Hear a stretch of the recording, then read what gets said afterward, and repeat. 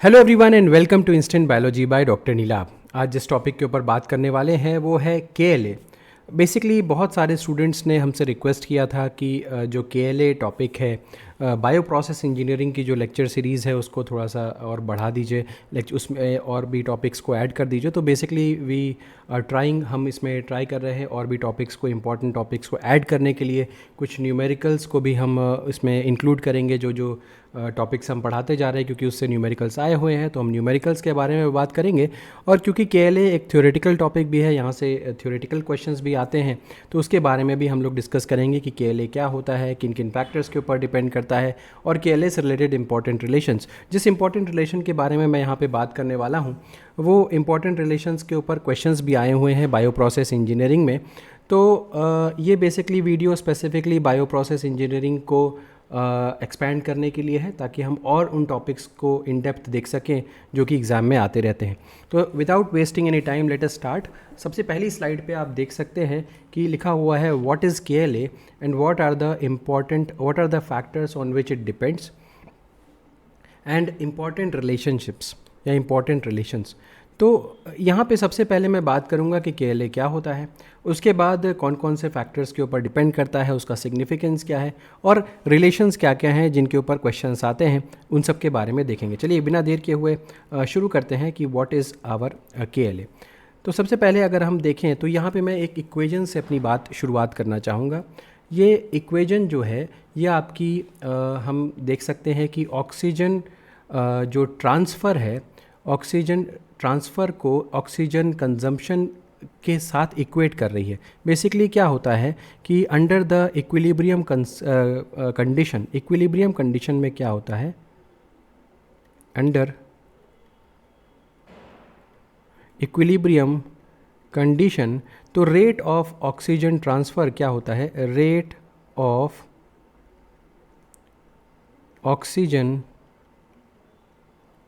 Transfer is equals to rate of oxygen consumption।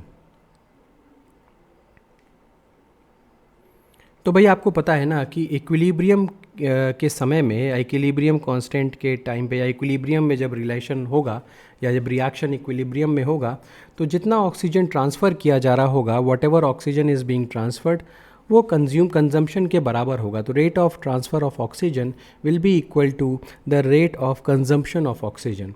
तो यहाँ पे एक इक्वेशन आपको देखने को मिल रही है जिसमें KLA टर्म आ रहा है। तो KLA into C*AL minus CAL is equals to Q0x। तो यहाँ पे एक एक टर्म को समझते हैं पहले, और उसके बाद उसके बारे में बात करेंगे। तो सबसे पहले KLA क्या है, KLA is the mass transfer coefficient, या इसको मैं वॉल्यूमेट्रिक मास ट्रांसफ़र कोएफिशिएंट भी कहता हूँ। KLA के बारे में इन डेप्थ अभी आगे बात करेंगे। CAL क्या होता है, CAL का मतलब होता है कि amount of oxygen that is present in the broth, यानी कि मेरे मीडियम के अंदर instantaneous at a given time कितनी ऑक्सीजन प्रेजेंट है। ये नहीं कह रहा हूँ कि कितनी ऑक्सीजन प्रेजेंट हो सकती है, that is the maximum oxygen जितनी प्रेजेंट हो सकती है, that is represented by C*AL। तो C*AL को मैं कह सकता हूँ कि oxygen concentration in the broth in equilibrium with the gas phase, यानी कि गैस या इन्वायरमेंट में जो जिसको जैसे आप सप्लाई कर रहे हो, उस गैस फेज के इक्विवेलेंट क्या कंसंट्रेशन है ऑक्सीजन का इनसाइड द मीडियम। तो हम उसको दूसरे शब्दों में अगर बताने की कोशिश करें तो सिंपली आप C*AL को समझ सकते हैं कि it is the maximum amount of oxygen that can be present inside that medium. और CAL को क्या कह सकते हैं, इंस्टेंटेनियस कितना ऑक्सीजन प्रेजेंट है, एट अ गिवन टाइम कितना ऑक्सीजन प्रेजेंट है। जैसे कि अगर मैं कह रहा हूँ कि जो C*AL है, maximum amount of oxygen that can be present, let us say that it is 10 ग्राम मोल पर मीटर क्यूब। सपोज करिए, एक एग्जांपल दिया मैंने, 10 ग्राम मोल पर मीटर क्यूब जो मैक्सिमम ऑक्सीजन का प्रेजेंस था वो मैंने दिया यहाँ पे। अब जो इंस्टेंटेनियस अमाउंट ऑफ ऑक्सीजन होगी, यानी कि जिसको मैं CAL से दिखाऊंगा, वो ज़रूर इससे कम होगी। दैट मीन्स सपोज करिए कि 5 या 4 ग्राम मोल पर मीटर क्यूब जो इंस्टेंटेनियस अमाउंट ऑफ ऑक्सीजन जो किसी जगह पे, जो किसी समय में उस फर्मेंटर के अंदर मौजूद है, वो है। तो सी स्टार ए एल और सी ए एल के बीच में जो अंतर है, सी स्टार ए एल मतलब कितनी प्रेजेंट हो सकती थी, सी ए एल मतलब कितनी प्रेजेंट है, तो बेसिकली ये हमें बता रहा है this is serving as a concentration gradient. अब आपको पता है कि किसी भी चीज़ का फ्लो या किसी भी चीज़ का मूवमेंट तभी हो सकता है कि when there is some kind of gradient, जब यहाँ पे किसी चीज़ का ग्रेडियंट होगा। जैसे कि अब यहाँ पे ऑक्सीजन के कंसंट्रेशन का ग्रेडियंट है, हायर ऑक्सीजन मौजूद हो सकती थी, कम ऑक्सीजन मौजूद है, इसीलिए ऑक्सीजन जो है वो फ्लो करेगी फर्मेंटर के अंदर। इस ये फ्लो को कैसे दिखा सकते हैं, C star A L minus C A L. समझ में आ गया। अब इसको मैं के से मल्टीप्लाई कर देता हूँ। के मेरा अगेन मास ट्रांसफ़र कोएफिशिएंट है। तो ये क्या है, ये जो मेरा लेफ्ट हैंड साइड में जो इक्वेशन बन जा रही है के into C star A L minus C A L वाली जो ये इक्वेशन बन जा रही है, that is giving me the oxygen transfer rate. ये ऑक्सीजन किस तेज़ी से ट्रांसफ़र हो रही है उसको बता रहा है।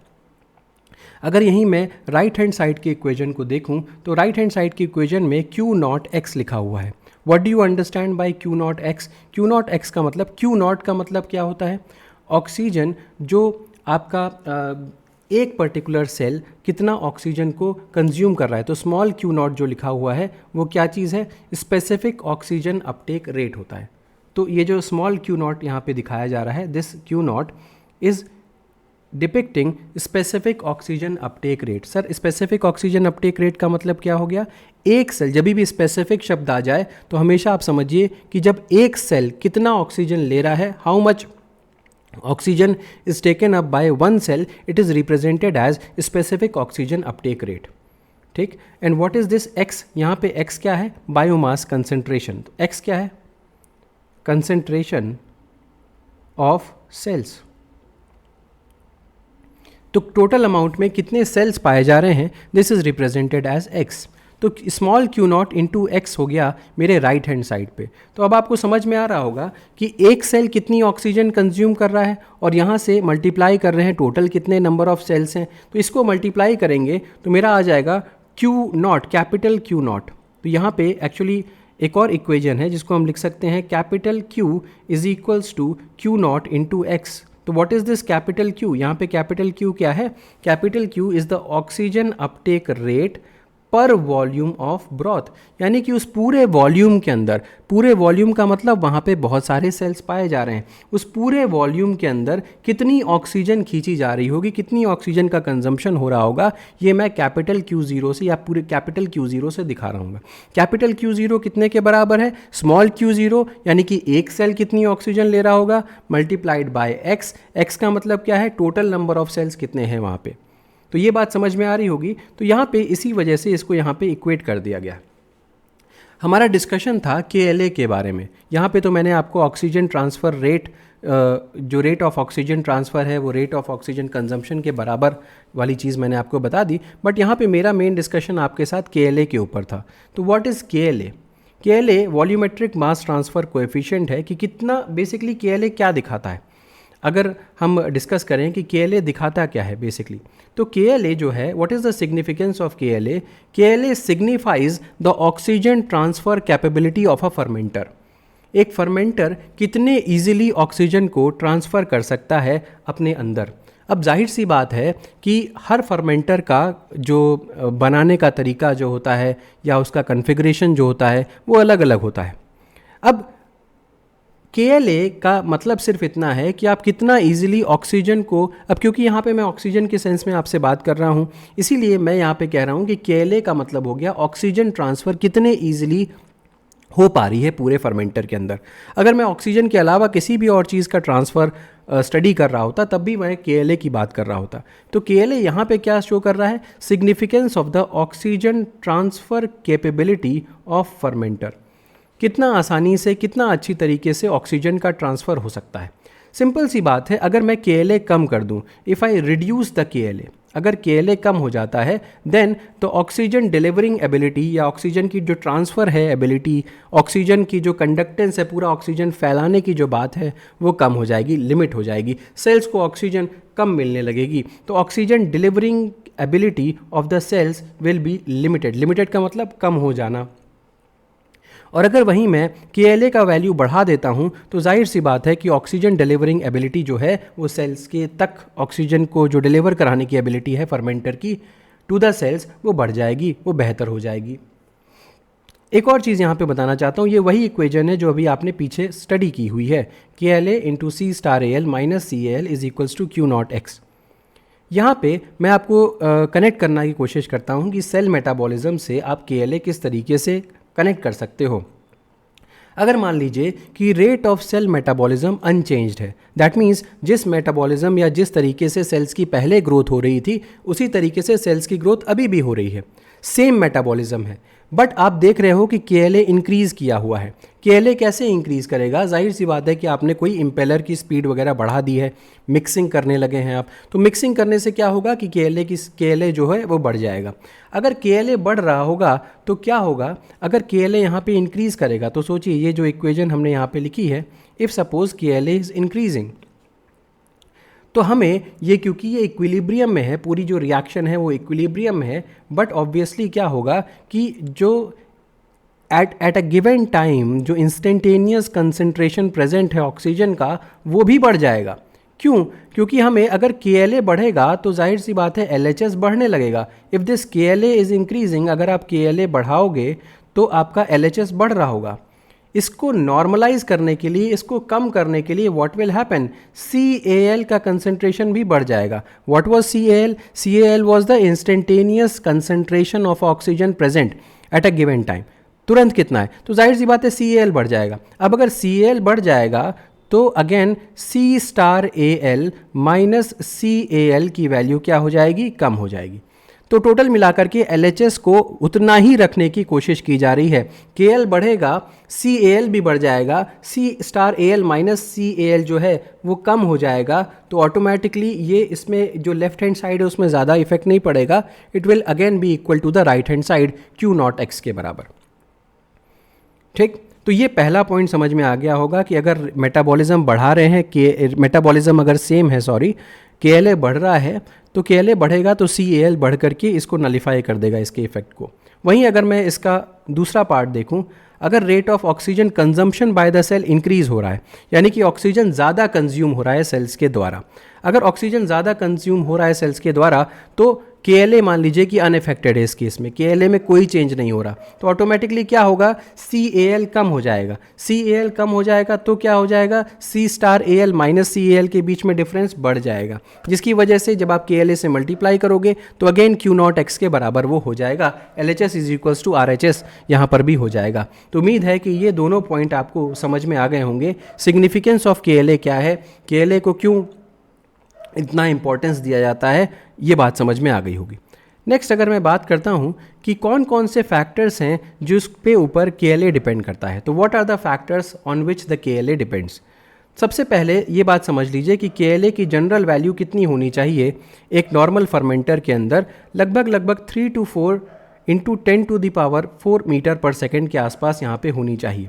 ठीक, तो ये वैल्यू शायद यहाँ पे -4 है, ये कि 3 to 4 into 10 to the power 4 10 to the power -4 metre पर सेकेंड, ये आपकी जनरल KLa की वैल्यू है।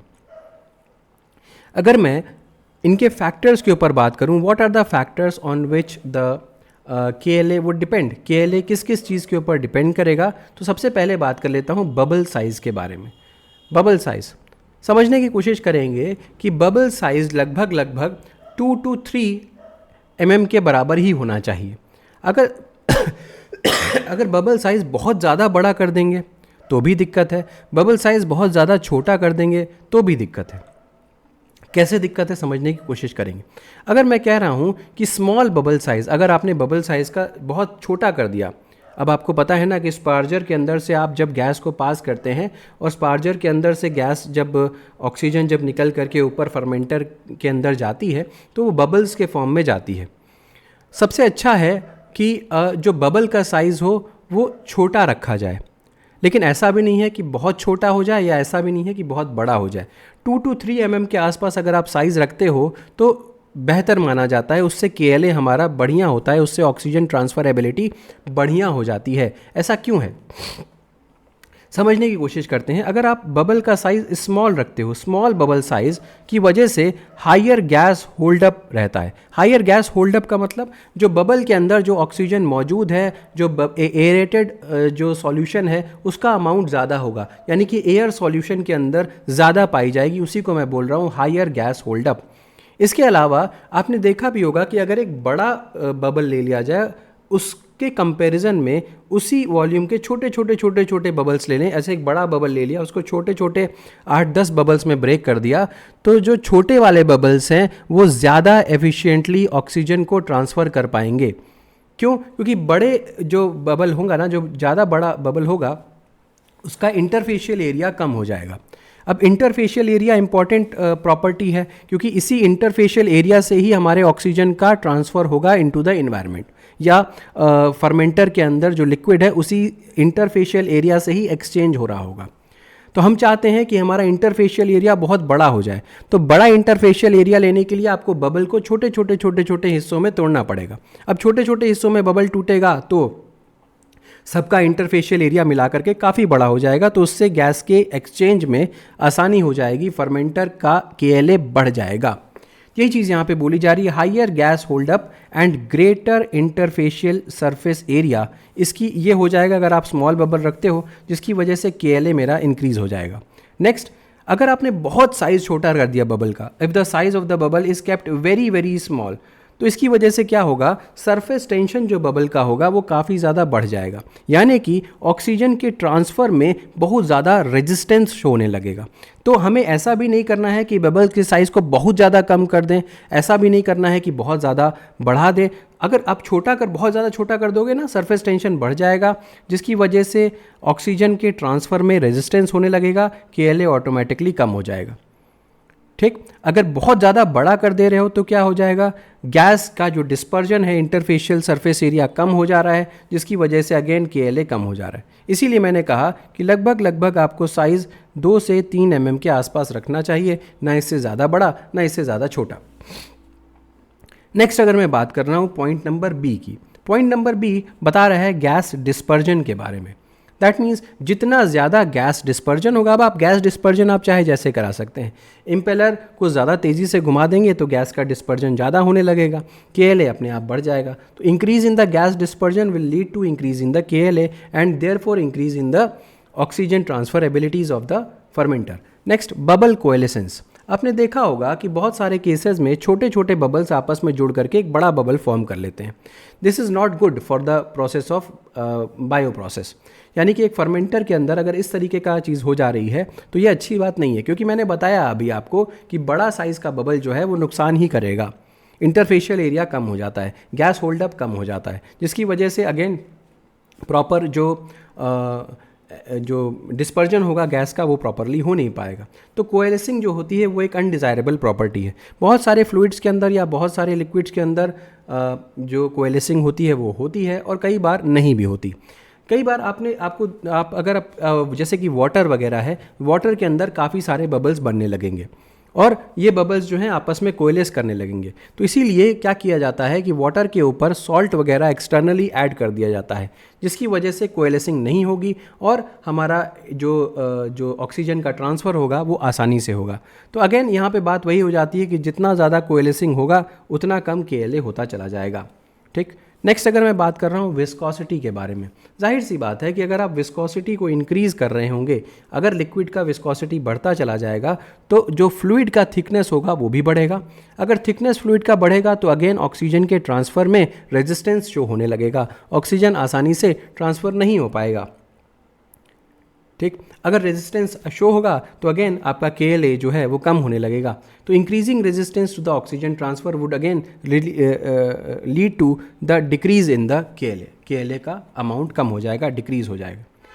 नेक्स्ट यहाँ पे बात करता हूँ, अगर मैं टेम्परेचर के बारे में बात करूँ, अगर आप टेम्परेचर इंक्रीज़ कर दीजिएगा तो देखिए ऑटोमेटिकली अगर आप टेम्परेचर इंक्रीज़ करिएगा तो जाहिर सी बात है कि क्या होगा, KLa का वैल्यू जो है वो इंक्रीज़ करने लगेगा। क्यों? क्योंकि ऑक्सीजन बहुत तेज़ी के साथ इधर उधर मूव करेगी। ठीक, तो ऑटोमेटिकली टेम्परेचर जैसे आप बढ़ाओगे तो KLa बढ़ेगा। लेकिन अगेन मैंने आपको बताया था कि ये फार्मूला क्या था, KLa into C*Al minus CAL। जैसे ही आप टेम्परेचर बढ़ाते हो तो KLa तो इंक्रीज़ करेगा, लेकिन इसका इफ़ेक्ट को नलीफाई करने के लिए क्या हो जाएगा, C*Al जो है वो ड्रॉप कर जाएगा। C*Al जो है वो ड्रॉप कर जाएगा। C*Al मैं पहले ही बता चुका हूँ, मैक्सिमम कंसंट्रेशन जो ऑक्सीजन का प्रेजेंट है किसी एक मीडियम के अंदर। क्यों कम हो जाएगा? क्योंकि जब आप टेम्परेचर बढ़ाते हो ना तो डिज़ोल्व्ड ऑक्सीजन जो है कम हो जाती है, तो C*Al कम हो जाएगा। अब C*Al कम हो जाएगा तो अगेन जो वैल्यू होगी C*Al माइनस CAl की, ये भी वैल्यू कम हो जाएगी, तो अगेन ये नलीफाई हो जाएगा इफेक्ट। तो this is the effect of temperature. Temperature बढ़ाने पे ऑफकोर्स KLa बढ़ेगा, बट उसका इफेक्ट क्या होगा, C*Al कम हो जाएगा। नेक्स्ट अगर मैं बात कर रहा हूँ कुछ इंपॉर्टेंट रिलेशनशिप्स की। अब इस इंपॉर्टेंट रिलेशनशिप के ऊपर आपके कई सारे क्वेश्चन बायो प्रोसेस इंजीनियरिंग में गेट के एग्ज़ाम में पूछे गए हुए हैं।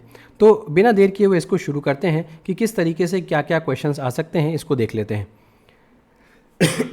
जैसे कि एक सबसे इंपॉर्टेंट एक रिलेशनशिप है, maximum cell concentration that can be supported by the oxygen transfer in the fermenter.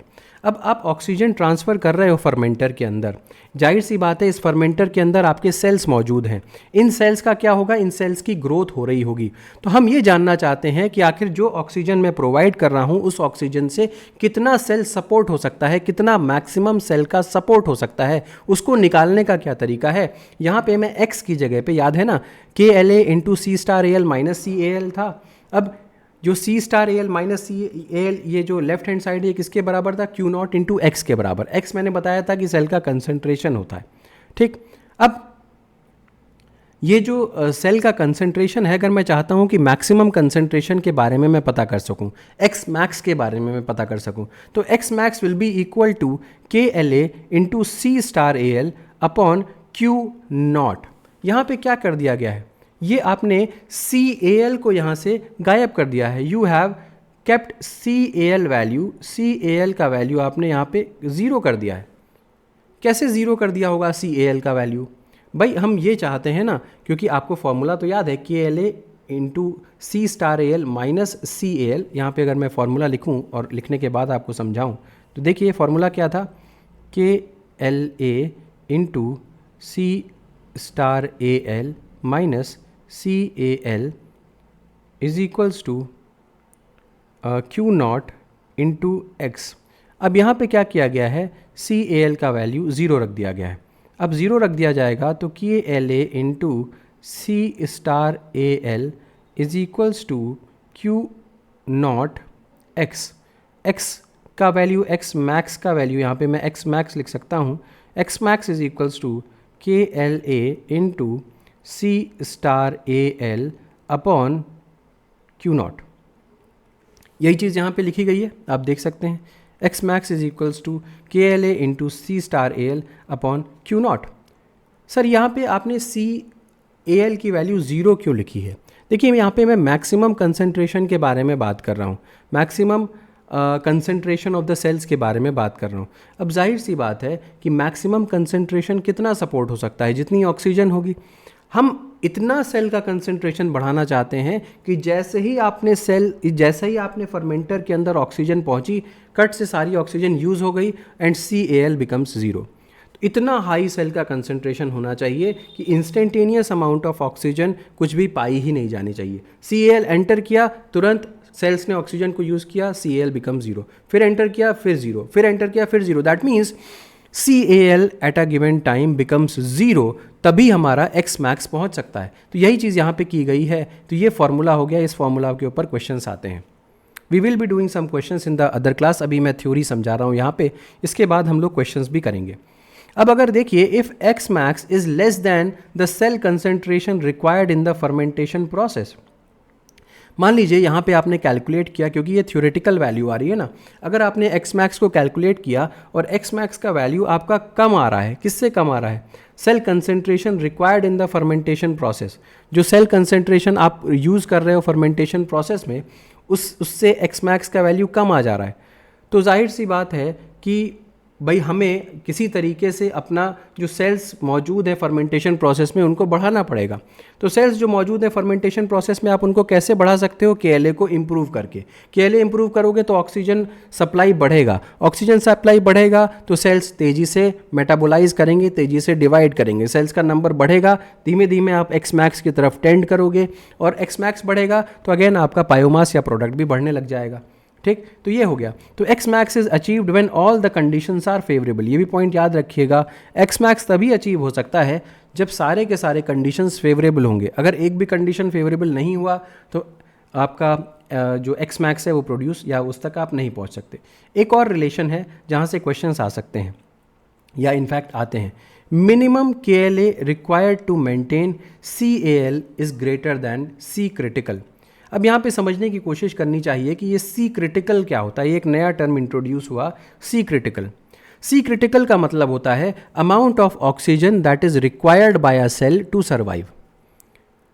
भाई सर्वाइव से मुझे नहीं कहना चाहिए, मुझे कहना चाहिए कि जितने की ज़रूरत है उसको। अब जैसे कि अगर मुझे 2 रोटी मैं रोज़ खाता हूँ, मैं 2 रोटी ना करके 1 रोटी खा रहा हूँ, तो मैं जाहिर सी बात है अपना 100% काम नहीं कर पाऊँगा, क्योंकि मैं 2 रोटी खाना चाहिए था मुझे, I am eating 1 roti, therefore my efficiency will decrease. तो जितना अमाउंट ऑफ ऑक्सीजन एक पर्टिकुलर सेल को ज़रूरत होती है उसी को मैं C क्रिटिकल कह देता हूँ। अगर आप उससे ऊपर ऑक्सीजन को सप्लाई करेंगे तो cell does not require it. अगर मान लीजिए कि मुझे 2 रोटी की ज़रूरत है, आप मेरी प्लेट में 3 रोटी रख करके चले जाओगे तो आई विल नॉट ईट, मैं 2 ही रोटी खाऊंगा। सेम वे में बैक्टीरिया भी जितनी उसको ऑक्सीजन की ज़रूरत होती है सिर्फ उतनी ही यूज़ करता है, that is called as C critical. अब हर गिवन कंडीशन में आपको ये इंश्योर करना होता है कि जो CAL है यानी कि इंस्टेंटेनियस कंसंट्रेशन है ऑक्सीजन का इन दैट फर्मेंटर, वो हमेशा ज़्यादा होना चाहिए C क्रिटिकल से। जैसे ही वो C क्रिटिकल से कम होगा आपका जो सिस्टम है वो ऑप्टिमल लेवल पे काम नहीं करेगा, सब ऑप्टिमल लेवल पे आ जाएगा और प्रोडक्शन हैम्पर होने लगेगा। तो यहाँ पे एक चीज़ देख सकते हैं आप कि ये मैंने on the X axis specific oxygen uptake rate लिखा हुआ है। स्पेसिफिक ऑक्सीजन अपटेक रेट का मतलब यही है जो हमने Q0 लिखा था। तो कितना पर्टिकुलर सेल कितना ऑक्सीजन को रिक्वायर कर रहा है। अब यहाँ पे नीचे क्या लिखा हुआ है, X एक्सिस में डिजॉल्व्ड ऑक्सीजन कंसंट्रेशन, ये CAL लिखा हुआ है। तो अब आप देख सकते हो इनिशियली क्या हो रहा है, शुरुआती दौर में देखिए कि ये इंक्रीज करता जा रहा है, that means Q0 is increasing, but एक पर्टिकुलर लेवल पे जाकर के इसका वैल्यू कांस्टेंट हो जा रहा है, इसके बाद ये नहीं बढ़ रहा। क्यों? क्योंकि ये जो वैल्यू है, ये वैल्यू यहाँ पे ये C क्रिटिकल का वैल्यू हो गया है।